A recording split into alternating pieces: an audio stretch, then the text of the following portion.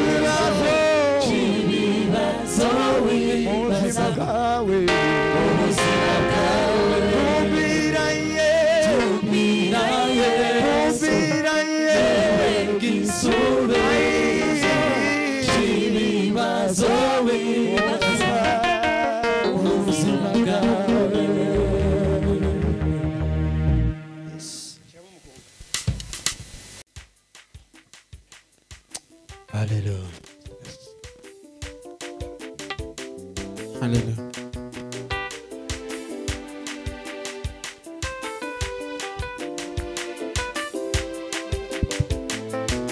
Yes.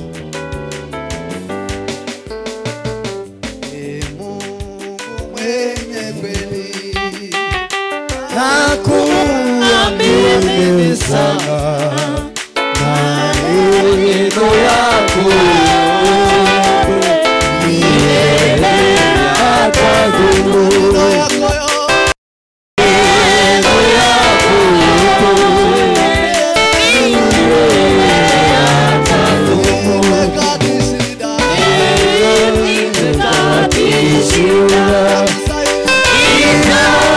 Kusaidia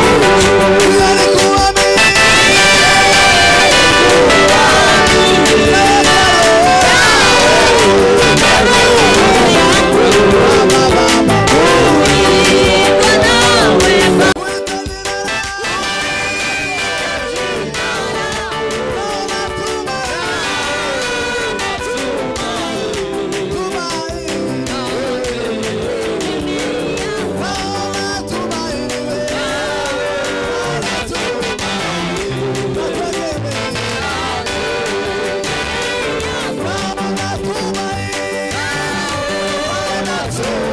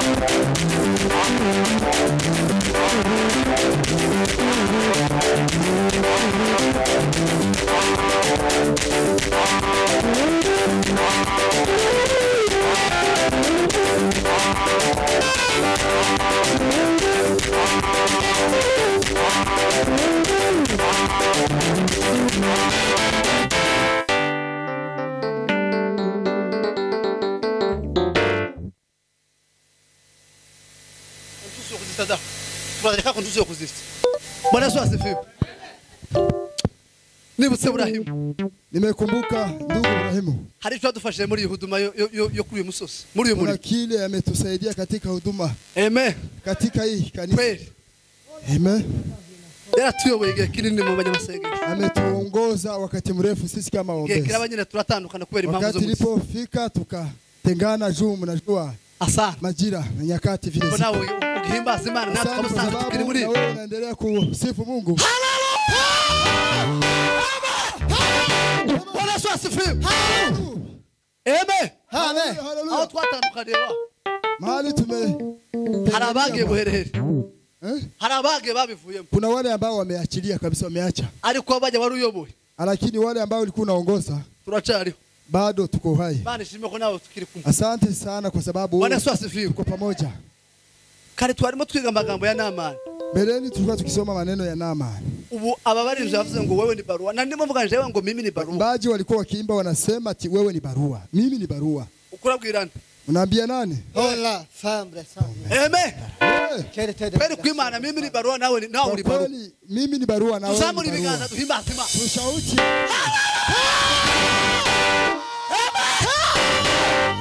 Bwana Yesu asifiwe sana.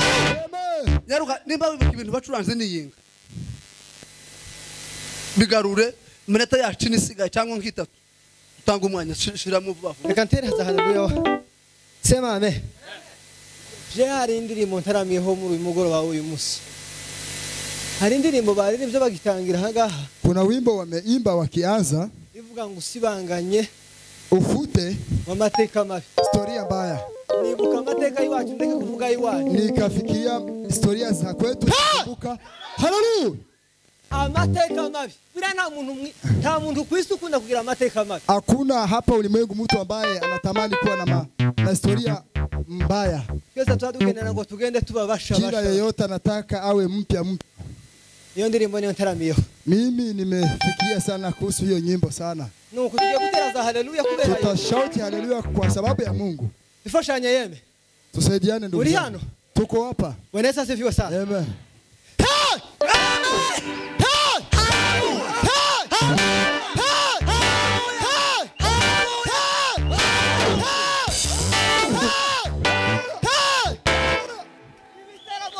Twataramye bitagize umusaruro byodusigira. Ibyo bitaramo ni impamvu. Kongamano zote ambazo tumefanya kama hazina manufaa tumeweza kuachia. Hivyo tu ni kupoteza muda. So dutarama tuhakikishe ko neza twinjije igitego. Ni vizuri tukiwa tukiomba Mungu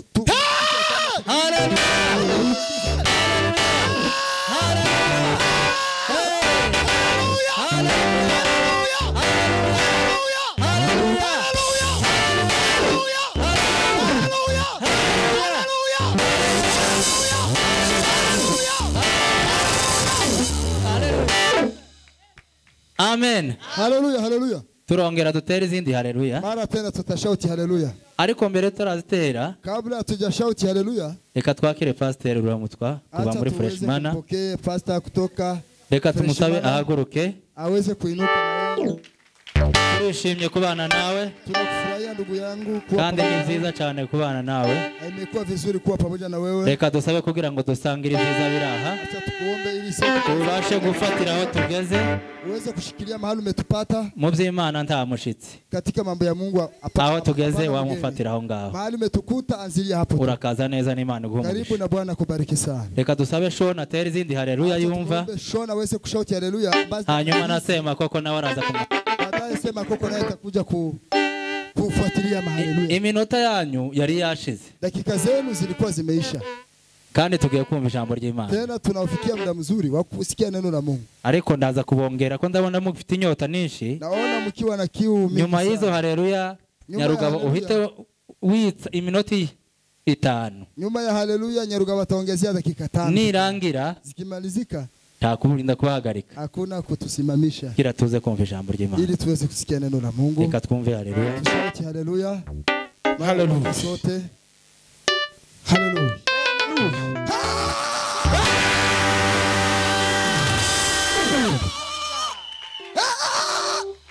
Tumpepe Bwana wetu. tushangilie Bwana. Bwana ni Bwana. Ni Bwana kabisa. Ni Bwana kweli. Tumpepe Bwana, ni yeye.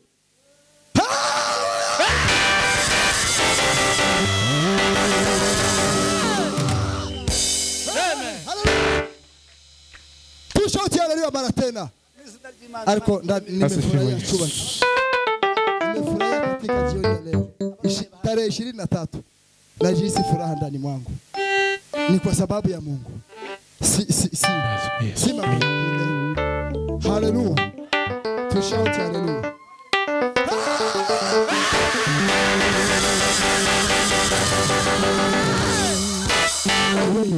Bwana tena tuone ushauti haleluya. Bwana wa majeshi. Asifiwe Yesu. Vunja vikwazo vilivyo ndani. Mbaraga z'ijuru. Tupepemwa. Dusenye hakika ya Mungu. Tuzamure ya minotaga y'abandi. Izina rya Yesu. Ndanezerewe. Yewe kubera ko umwanya wagiye. Hallelujah. Tongera duhereze Imana icyubahiro. Hallelujah. Hallelujah.